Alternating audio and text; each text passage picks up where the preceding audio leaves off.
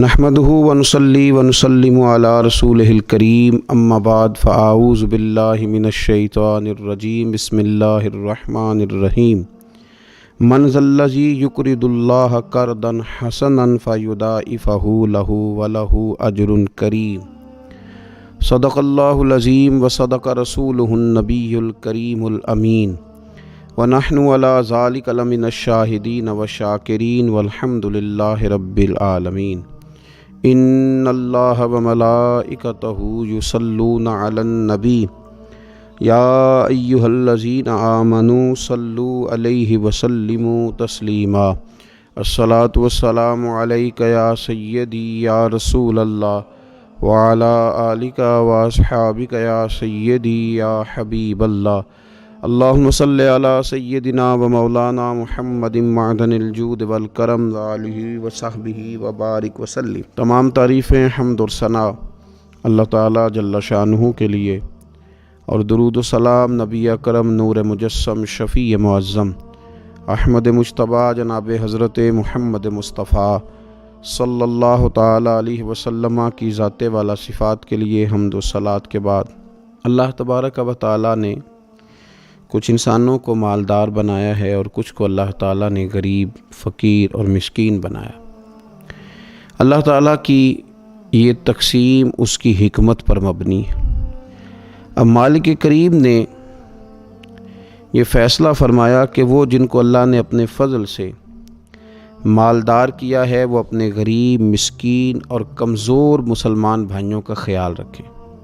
اور اسلام کا حسن دیکھیے، اسلام کا کمال دیکھیے کہ رب تعالیٰ فرماتا ہے تم خرچ کرو گے مسکین پر، غریب پر، اور وہ قرض دو گے تم اپنے رب تعالیٰ کو، خرچ اس پر کرو گے اور قرض اپنے رب تعالیٰ کو دو گے۔ ارشاد فرمایا من ذا الذی، کون ہے وہ جو اپنے رب کو اچھا قرض دے، جو اپنے رب کو اچھا قرض دے، قرض حسنا دے، فیضاعفہ لہ، اور پھر اللہ تبارک و تعالیٰ اسے دونا کر کے واپس کرے گا۔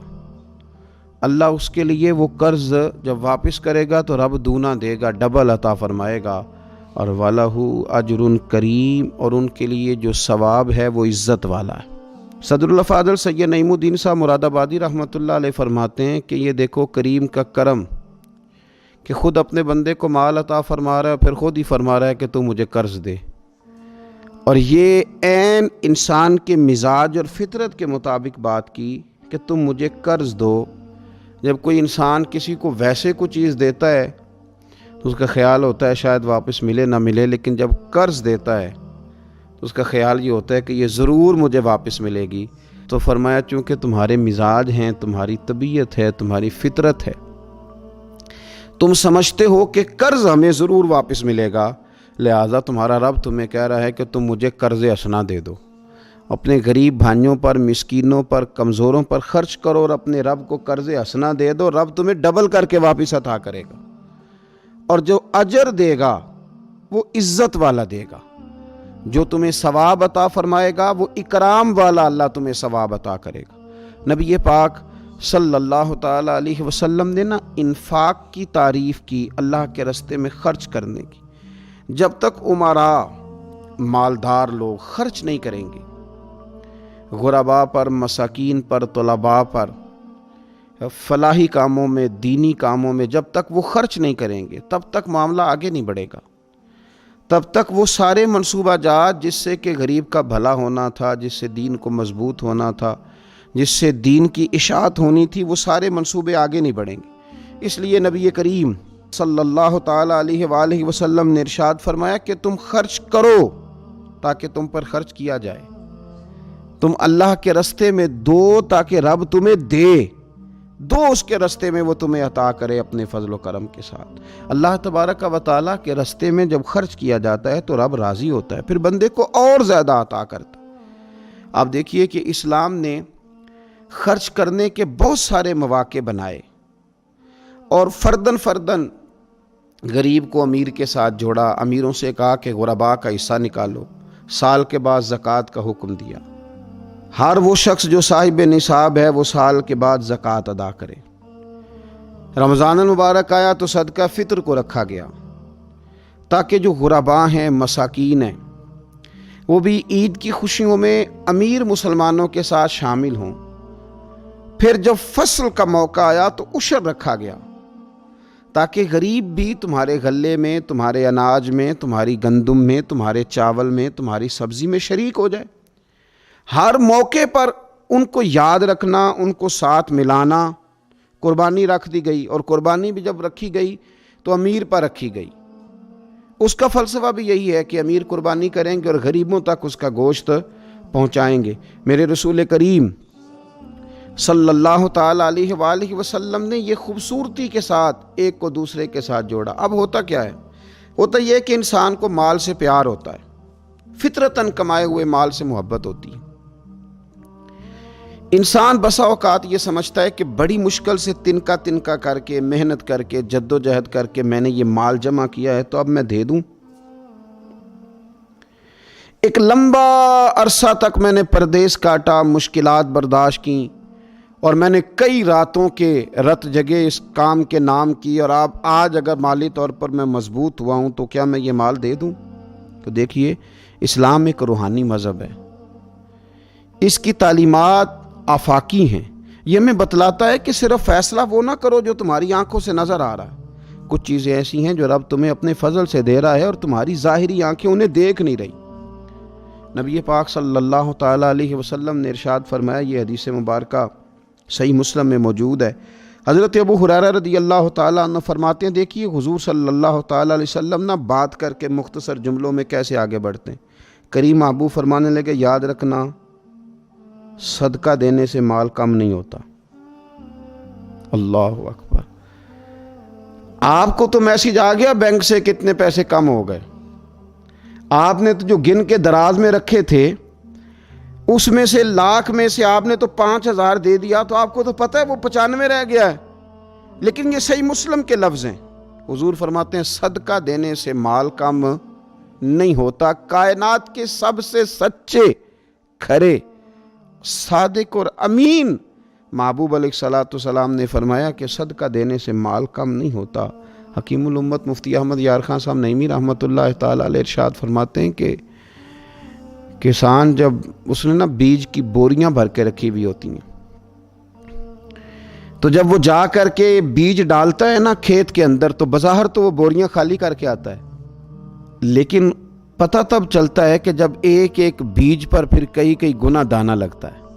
آیا تو وہ خالی کر کے تھا، لیکن اگر تھوڑا سا وہ گہرائی کے ساتھ دیکھے تو اس نے تو کمال کر دیا، اب تو اس پر بے شمار دانے لگ گئے۔ تو حضور علیہ الصلوۃ والسلام نے فرمایا صدقہ دینے سے مال کم نہیں ہوتا، اور فرمایا معاف کرنے کی وجہ سے اللہ بندے کی عزت میں اضافہ کر دیتا ہے، اور فرمایا جو اللہ کی رضا کی خاطر جھک جائے اللہ اسے عزت عطا کر دیتا ہے۔ صدقہ دینے سے مال کم نہیں ہوتا۔ تو اپنی طبیعت کے اندر اگر شوق پیدا کر لیا جائے راہ خدا میں خرچ کرنے کا، ذوق بنا لیا جائے، ہمارا یہ ذہن بن جاتا ہے کہ یہ بھی میرے پیسے، یہ بھی میرے پیسے، وہ کونے میں میری جائیداد، یہ میرا مکان، وہ میرا بینک بیلنس، یہ میرے جانور، یہ میرا مال تجارت، یہ میرے کھیت کھلیان۔ میرے محبوب نے فرمایا تیرے 3 ہی مال ہیں، ایک تو نے کھا لیا ہے، ایک تو نے پہن لیا، ایک تو نے راہ خدا میں خرچ کر لیا، باقی تو وارثوں کا ہے۔ وارثوں کے مال کے بارے میں اس قدر زیادہ توجہ رکھنا، اس قدر زیادہ ذہن بنا کے رکھنا، تو اللہ تبارک و تعالیٰ کی راہ میں خرچ کرنے کا جو شوق ہے، حضور صلی اللہ علیہ وسلم نہ اس کی نصیحت کرتے۔ نبی پاک صلی اللہ تعالیٰ علیہ وسلم کے سامنے نا حضرت اسماء بنت ابی بکر صدیق خرچ کر رہی تھی، اللہ کے راستے میں دے رہی تھی، تو سرور کائنات صلی اللہ تعالیٰ علیہ وسلم نے فرمایا اسماء خرچ کرو پر گنا نہ کرو، گن گن کے اللہ کے راستے میں خرچ نہ کرو ورنہ رب بھی تمہیں گن گن کے دے گا۔ فرمایا تم اس کے راستے میں اس کی راہ سے کچھ بچا کے نہ رکھو تو رب تعالیٰ بھی جب تمہیں دے گا نا تو پھر بے حساب ہی عطا فرمائے گا۔ گن گن کے یوں احتیاط کر کے دیکھ کے پریشان ہو کے راہ خدا میں خرچ نہ کیا جائے، بلکہ اللہ تبارک و تعالیٰ کے راستے میں دیا جائے اور مالک کے حضور اس کی رضا کے لیے خرچ کیا جائے اللہ تعالیٰ کے بندوں پر۔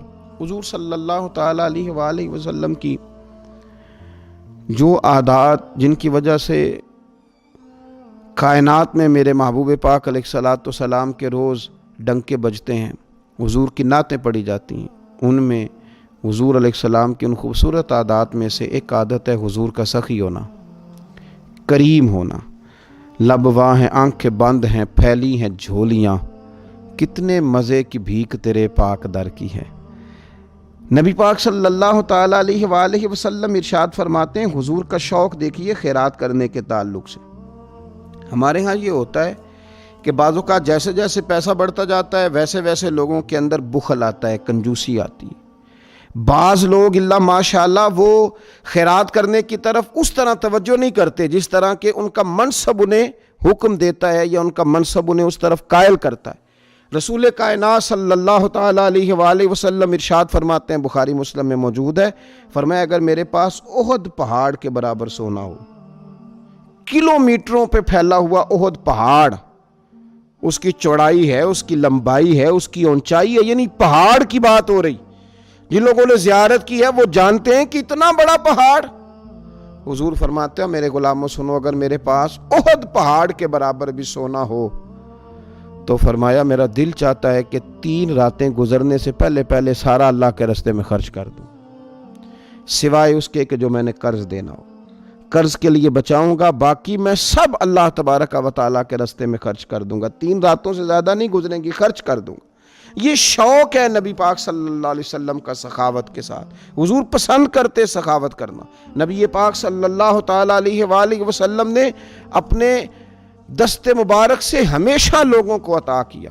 حضور صلی اللہ تعالیٰ علیہ وسلم خرچ کرنے کی ترغیب دیتے، لوگوں کو رغبت دلاتے۔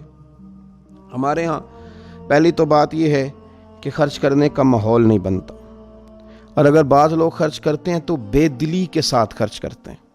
اللہ تبارک و تعالیٰ کے راستے میں جب آپ کو دینا ہے، جب آپ کو مالک کے راستے میں دینا ہے، تو پھر آپ کو بندہ تھوڑی دیکھنا ہے، پھر تو اللہ کی رضا دیکھنی ہے۔ تو خرچ تو کرتے ہیں، لیکن وہ خوش دلی، وہ ذوق، وہ شوق، وہ خوبصورتی ان کی طبیعت میں نہیں ہوتی جو ہونی چاہیے۔ اللہ کے راستے میں خرچ کریں تو اللہ کی رضا کو پیش نظر رکھ کے خرچ کریں۔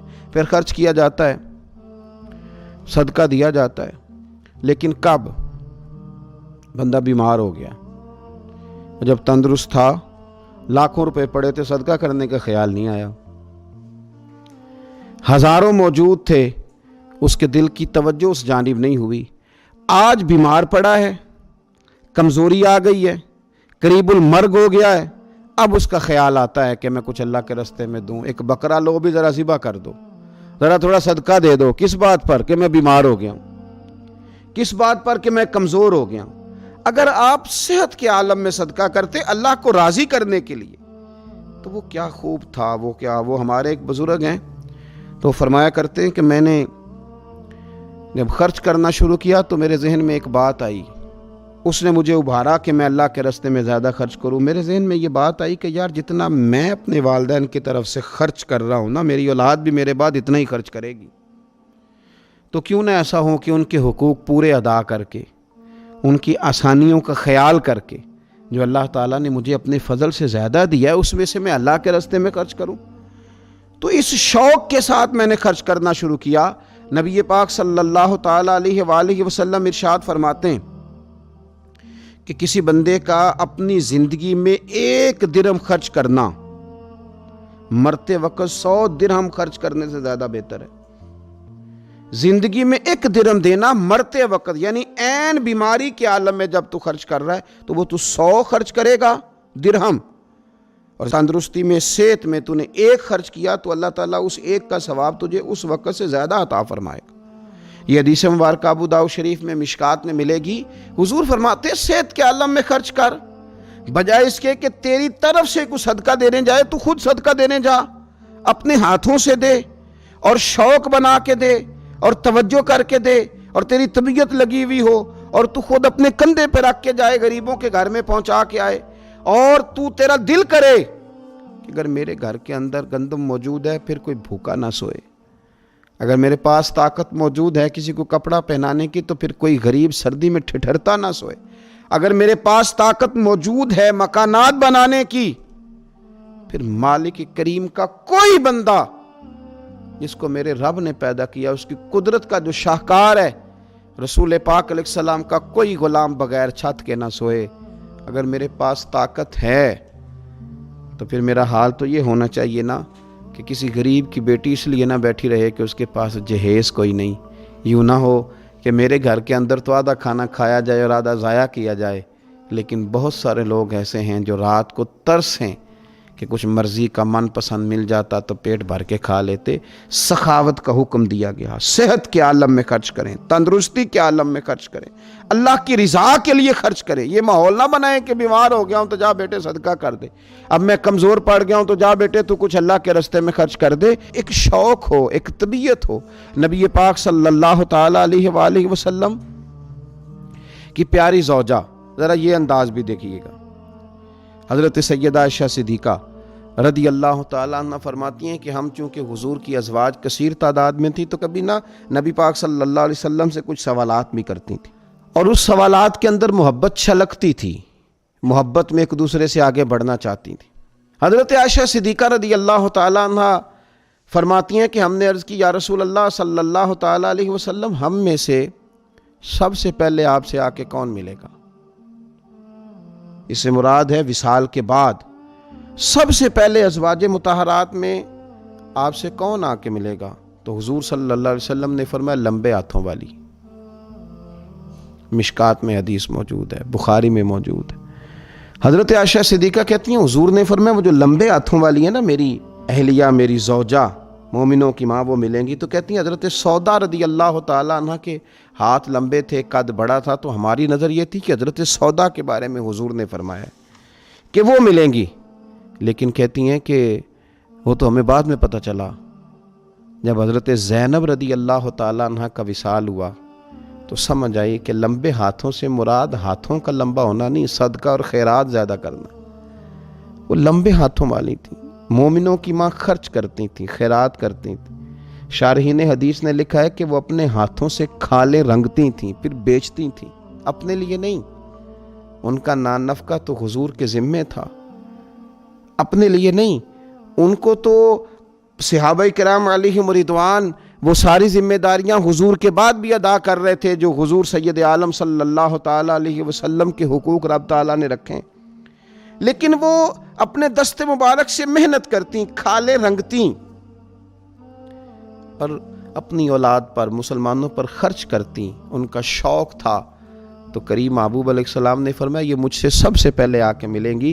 حضور کے بعد ان کا وصال سب سے پہلے ہوا حضرت زینب رضی اللہ تعالیٰ عنہ کا۔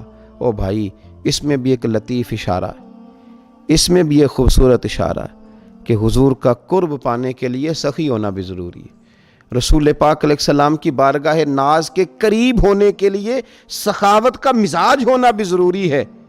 انسان کے دل کا، اس کی طبیعت کا، اس کے مزاج کا سخی ہونا ضروری ہے، اس لیے کہ اس نے رسول پاک صلی اللہ تعالیٰ علیہ وآلہ وسلم کے قریب جانا ہے۔ اعلیٰ حضرت بریلوی رحمۃ اللہ تعالیٰ نے لکھا ہے، فرماتے ہیں اللہ کے محبوب علیہ السلام اچانک مسجد میں تشریف لائے اور نماز کا وقت ہو گیا، اقامت کہہ دی گئی۔ سرور کائنات صلی اللہ تعالیٰ علیہ وسلم نے اقامت کہیں جا چکی تھی، پر حضور باوجود اس کے گھر چلے گئے، تھوڑی دیر کے بعد واپس آئے۔ اب ظاہر ہے صحابہ کے دلوں میں سوال تھا کہ اقامت ہو چکی تھی، حضور کہاں تشریف لے گئے؟ تو حضور نے فرمایا میں مسجد آیا تو میرے دل میں خیال آیا کہ گھر میں تو چند دینار پڑے ہوئے ہیں، تو میں نماز پڑھانے سے پہلے گیا ہوں، انہیں اللہ کے راستے میں خیرات کیا، پھر تمہیں آ کے نماز پڑھائی۔ یار اپنا شوق بنائیں۔ آپ یقین کریں کہ بہت سارے لوگ ہیں جو بہت سارے لوگوں کا خیال رکھ سکتے ہیں، لیکن ہماری نظر اپنے سے اٹھتی نہیں۔ ہم اپنے آپ سے سوچنا شروع کرتے ہیں، اپنے اوپر ختم کر لیتے ہیں۔ اگر بہت زیادہ بڑھ کے سوچیں گے تو اپنی اولاد کا سوچیں گے۔ ذہن بنائیں سخاوت کا، اور رمضان شریف میں خاص کر کے توجہ کریں۔ آپ مساجد کا خیال کریں، مدارس کا خیال کریں، اور خوب خیال کریں، خوب خیال کریں، اور غرباء کا خیال کریں، مساکین کا خیال کریں، کمزور لوگوں کا خیال کریں۔ دیکھیں رب فرماتا ہے خرچ تم نے غریب پہ کرنا ہے، پر قرض تم نے اپنے رب کو دینا ہے۔ اللہ تعالیٰ سمجھنے کی توفیق عطا